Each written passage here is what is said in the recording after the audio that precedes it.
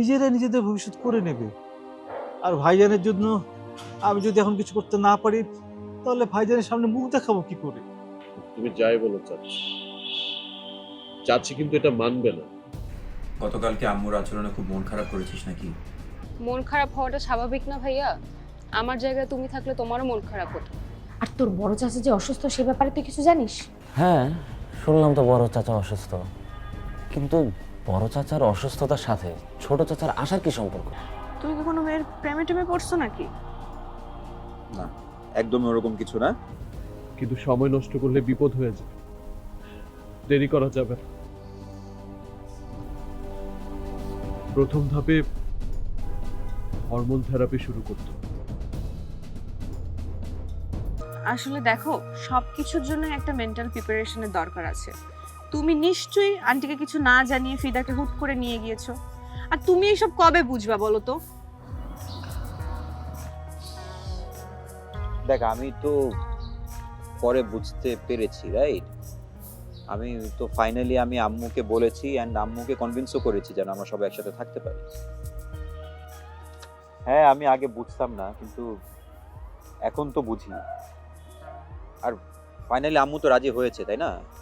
Aunty এমনি এমনি রাজি হয়নি ভাইয়া, তুমি আন্টিকে ফোর্সফুলি রাজি করিয়েছো, আর সেটা আমি খুব ভালো মতোই জানি। দেখ ফিদা, আমি অনেক কষ্ট করে আম্মুকে রাজি করিয়েছি। তুই এখন প্লিজ উল্টাপাল্টা কিছু ভাবিস না, নাহলে সব নষ্ট হয়ে যাবে।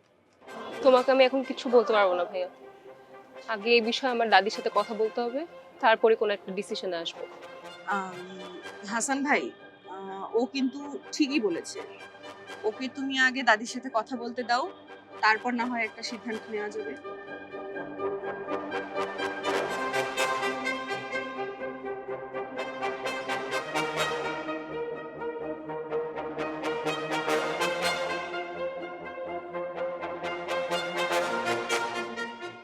হ্যাঁ বাবা, 3 মাস দেখবে, তারপর তারা বুঝবে এই লাইনে কাজ হচ্ছে কি।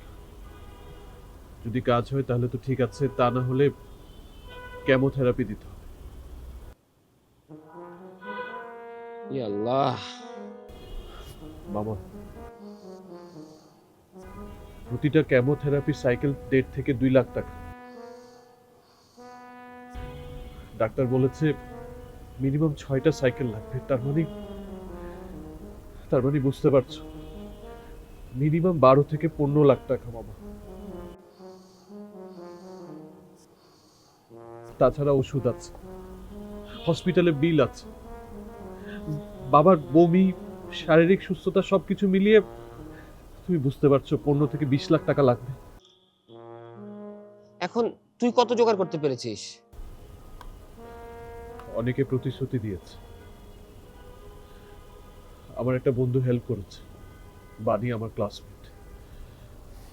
ও একটা ক্যান্সার হসপিটালে কথা বলেছে, কিন্তু মামা দ্যাটস নট ইনাফ। ওইটা সমুদ্রে এক বিন্দু পানি, ওটা দিয়ে কি হবে বল? বাবার মাসের পর মাস চিকিৎসা চালিয়ে যেতে হবে, রাইট? মামা, আমি না ভয় পাচ্ছি, মাঝপথে যদি বাবার চিকিৎসা বন্ধ হয়ে যায়, আমি যদি করতে না পারি,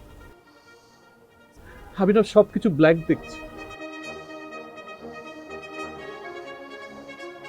তোর বাবা জানে? না, পুরাটা না।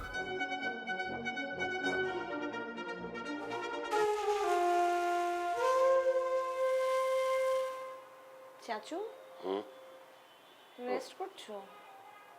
না রে মা, এমনি বসে আছি। সাথে যাবে? গল্প করি চলো। ইচ্ছা করছে না, তুই এখানে বস, বসে বসে গল্প করি। আয়।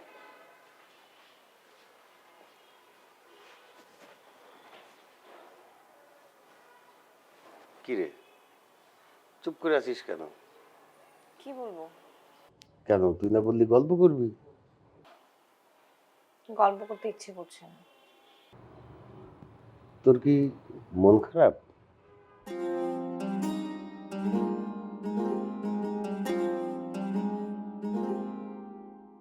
তোর নাম তো প্রীতি,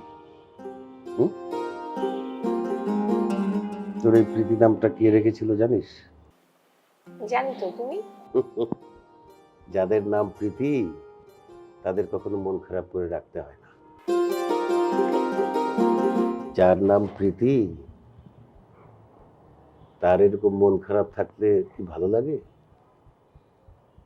একটু হাস দেখি।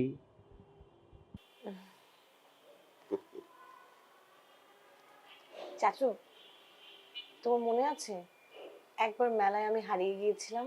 হুম, আমাকে কিভাবে খুঁজে পেয়েছিলে? তোকে তো বাসায় এসে দেখলাম তুই বাসায়। তুই যে একা একা কিভাবে আসলি সেটা তো একটা বড় বিস্ময়। চিন্তা করো কত বিস্ময়কর। আমি একা একা আমি পথ ঘাট চিনে চলে এসেছিলাম।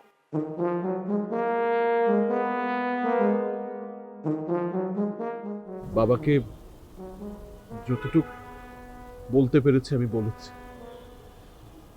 বাবা জাস্ট বলেছে তার জন্য নাকি আমরা টাকা নষ্ট না করি। আচ্ছা মামা, আমি কিভাবে বলি? উনি তো আমাদের বাবা। আমি শুধু ভয় পাচ্ছি মাঝপথে যাতে তার চিকিৎসা বন্ধ না হয়ে যায়। মামা, মামা তুমি শুধু আমাকে একটা কথা বলো, তুমি আমার পাশে থাকবে। বাবার চিকিৎসা যাতে বন্ধ না হয় কোনো রকম। কবির, আমি যদি পারতাম এই মুহূর্তে আমি তোকে দিয়ে দিতাম। আমি নিজেই ডুবে আছি রে। কি বলছো তুমি? কেন, কি হয়েছে? 3 বন্ধু মিলে পার্টনারশিপে একটা প্রপার্টিজ বিজনেস করেছিলাম। অর্ধেক কাজ ডান, হাফ ডান অলমোস্ট। এর মধ্যেই আমার পার্টনাররা ক্লায়েন্টের সব টাকা তুলে পালিয়েছে।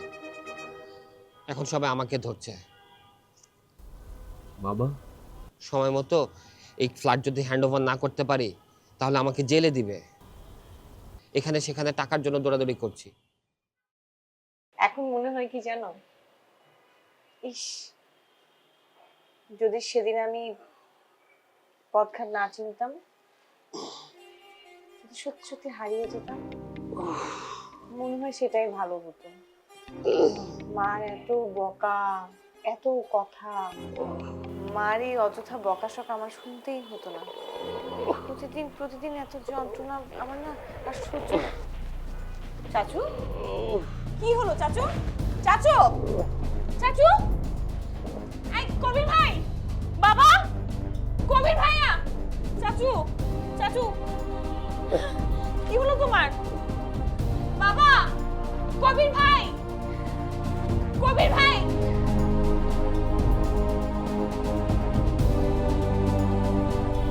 কি বলছো মামা? তুমি এত বিপদে? মামা, ভাগ্য মনে হয় সবার একসাথে পরীক্ষা নেয় রে। মামা, আমি কার কাছে যাব? সবার মুখে শুধু একটাই কথা, কবির চিন্তা করিস না, সব ঠিক হয়ে যাবে। ভাইজান সবসময় এমনই রে, নিজের কষ্ট সবসময় লুকিয়ে রাখে। আমি চাই না বাবার চিকিৎসা বন্ধ হয়ে যাক। প্রয়োজনে আমি সব সব বিক্রি করব, ধার দেনা করব, প্রয়োজনে মানুষের কাছে আমি ভিক্ষা করব বাবা, কিন্তু আমি বাবার চিকিৎসা বন্ধ হয়ে যাবে সেটা সেটা চাই না বাবা, সেটা সেটা চাই না।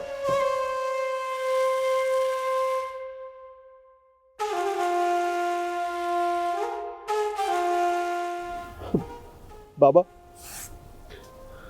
বাবা রাতে ঘুমাতে পারে, ব্যথা কুকড়ে থাকে, কিন্তু কাউকে কিছু বুঝতে দেয় না।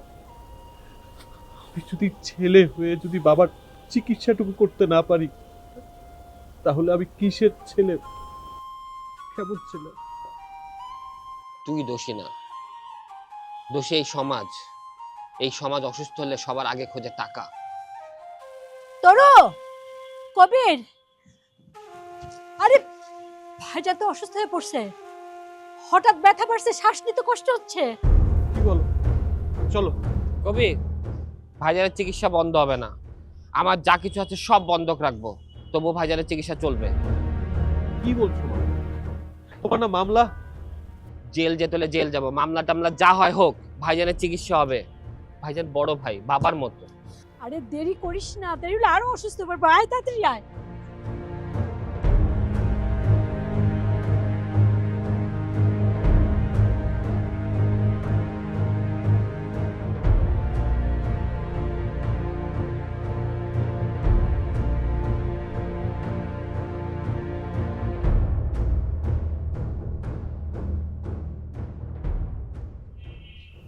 আম্মু আহ, ওয়ালাইকুম আসসালাম।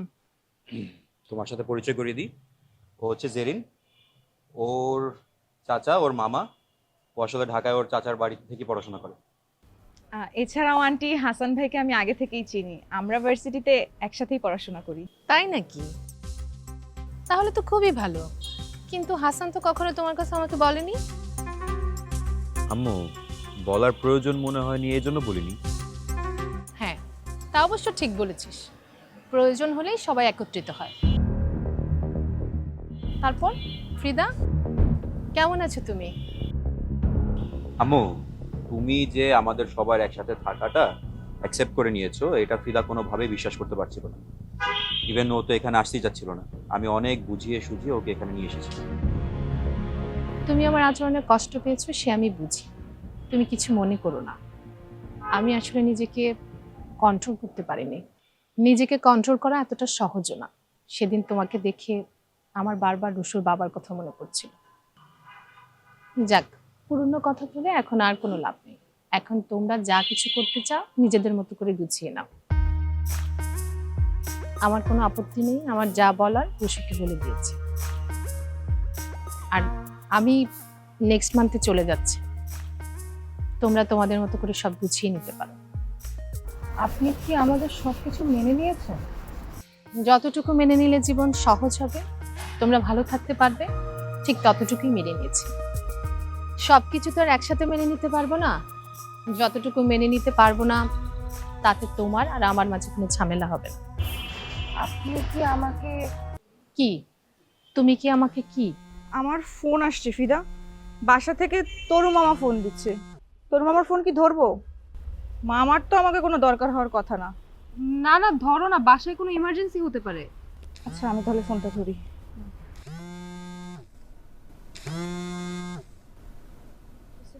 হ্যালো তরু মামা। হ্যাঁ জেরিন, তুই কই? মামা, আমি তো একটু বাইরে এসেছিলাম। বাইরে? আচ্ছা শোন, তুই পারলে একটু তাড়াতাড়ি বাসায় চলে আয় না। কেন মামা, বাসায় কি আবার কিছু হয়েছে নাকি? তোর বড় চাচা আবার হঠাৎ করে অসুস্থ হয়ে পড়ছে রে, হসপিটালে নিয়ে গেছে। কি বলো মামা, মানে চাচার কি হয়েছে? চাচাকে হাসপাতালে নিয়ে যাওয়া হয়েছে কেন?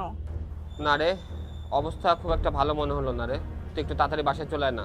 মামা, কিভাবে কি হলো তাই বলো আগে। চাচু কি আবার বাইরে হাঁটতে গেছিল নাকি? আরে না, বাইরেটা রে কোথাও যায়নি, বাসায় ছিল। প্রীতির সাথে হাসাহাসি করছিল, গল্প করছিল, ওর মধ্যে হঠাৎ করে অসুস্থ হয়ে পড়ছে। আচ্ছা মামা, তুমি রাখো, আমি আসছি, এখনই আসছি। ওকে ওকে।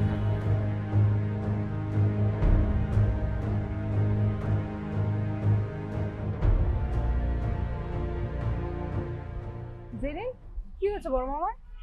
তরু মামা ফোন করলো, বড় চাচু অনেক অসুস্থ, বড় চাচুকে নাকি হসপিটালে নিয়ে যাওয়া হয়েছে। কি? তুমি থাকো, আমি বরং যাই। হ্যাঁ হ্যাঁ, চলো চলো। তুমি এখানে থাকো, আন্টির সাথে কথাবার্তা বলো। আরে না না, পাগল নাকি? মামা হসপিটালে আর আমি এখানে থাকবো? এটা হতে পারে না, চলো চলো। হ্যাঁ হ্যাঁ, এটাই ঠিক হবে। তোমাদের যাওয়াটা জরুরি। তোমরা কেউ এত অস্থির হয়েও না, আমি গিয়ে একটা গাড়ি ডেকে নিয়ে আসি। হ্যাঁ হ্যাঁ, সেই ভালো হবে।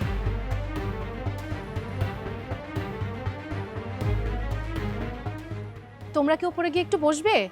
রসু তো গাড়ি নিয়ে আসছেই। না না আন্টি, আপনাকে ব্যস্ত হতে হবে না, আমরা এখানেই থাকি।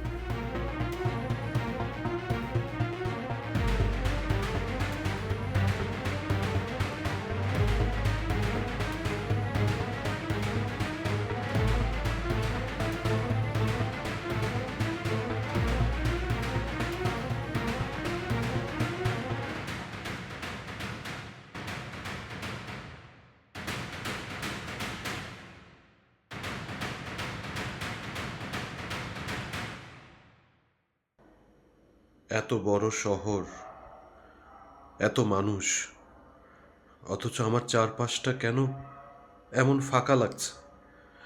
বাবা, তুমি বলেছিলে না আমি একা না? তাহলে এখন আমি এত একা কেন? আমি তো শক্ত হতে চেয়েছিলাম তোমার মতো, কিন্তু আমি তো ভেঙে পড়ছি বাবা, একদম ভেঙে পড়ছি।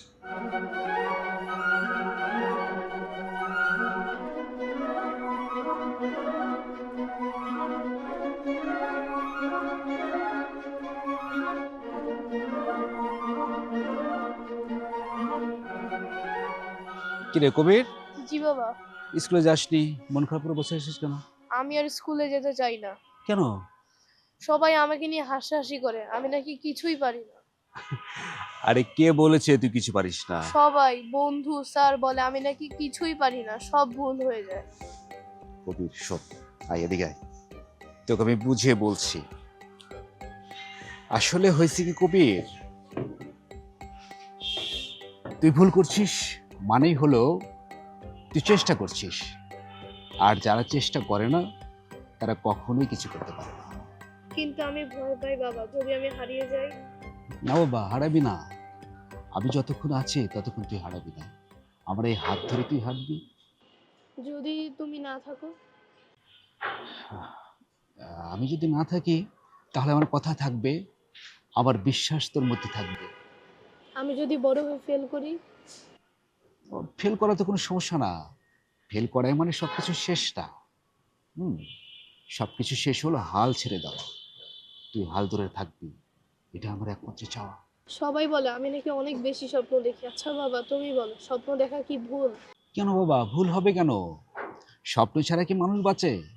আমি চাই তুই আরো বড় স্বপ্ন দেখ, আর এতে যদি সারা পৃথিবীর মানুষ তোর বিরুদ্ধে যায় যাক, তুই চলবি তোর নিজের পথে। কিন্তু তুমি তো আমার একমাত্র ভরসা বাবা। বাবা, তুই আমার একমাত্র গর্ব। পৃথিবী তোর পাশে না থাকলেও আমি থাকবো। সত্যি? সত্যি বাবা, আমি কথা দিচ্ছি, তুই যখন দুর্বল হবি তখন চোখ বন্ধ করলে আমাকে দেখতে পারবি। আমার খুব ভয় লাগে বাবা। বাবা, ভয় পাওয়ার দোষের কিছু না। এই ভয়কে জয় করেই যদি সামনে এগিয়ে পারিস তাকে বলে সাহস। আর আমি জানি তোর শরীরে সে রক্ত আছে, সাহসী রক্ত আছে।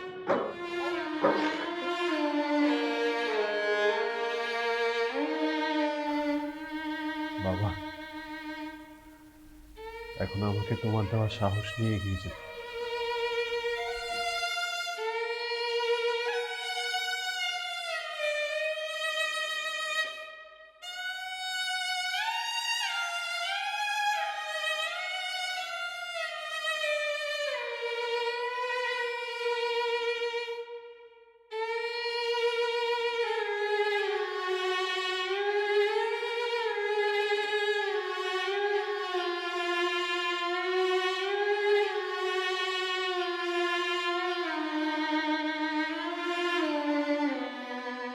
ভাইজান, ও ওষুধ খাওয়ার সময় হইছে।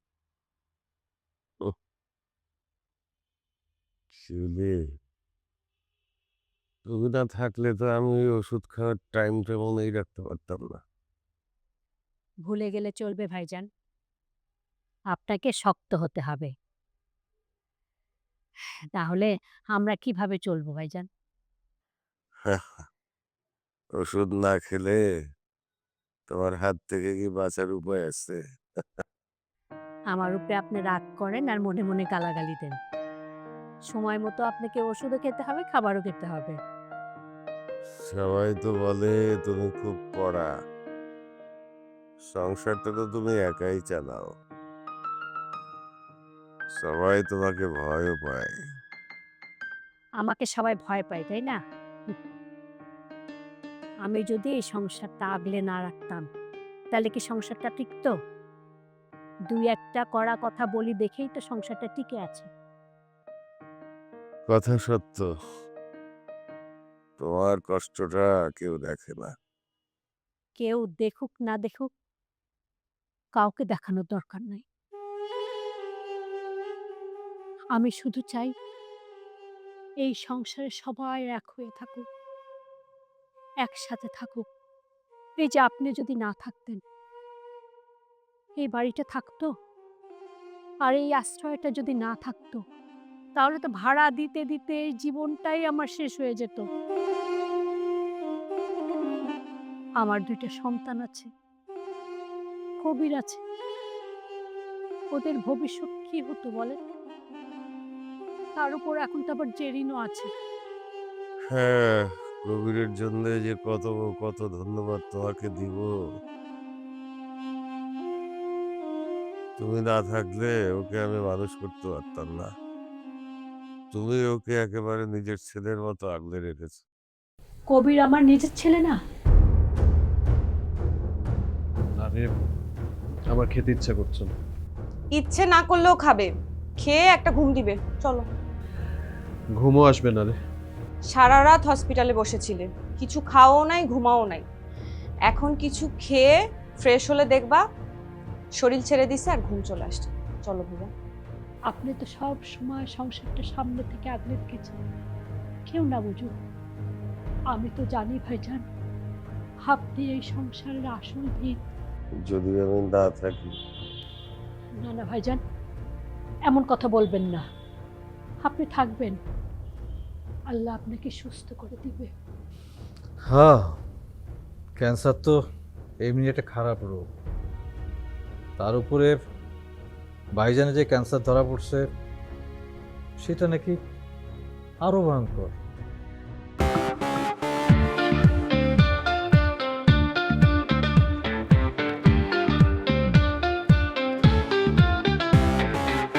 চোরাস্তে ভাসি, বালির ঘর বাঁধি, স্বপ্নের ফেরিওয়ালাটা দিয়ে যায়। জীবনে কুয়াশা ধোয়াটে পথ, আলো আধারের সাথে খেলা চলেই যায়।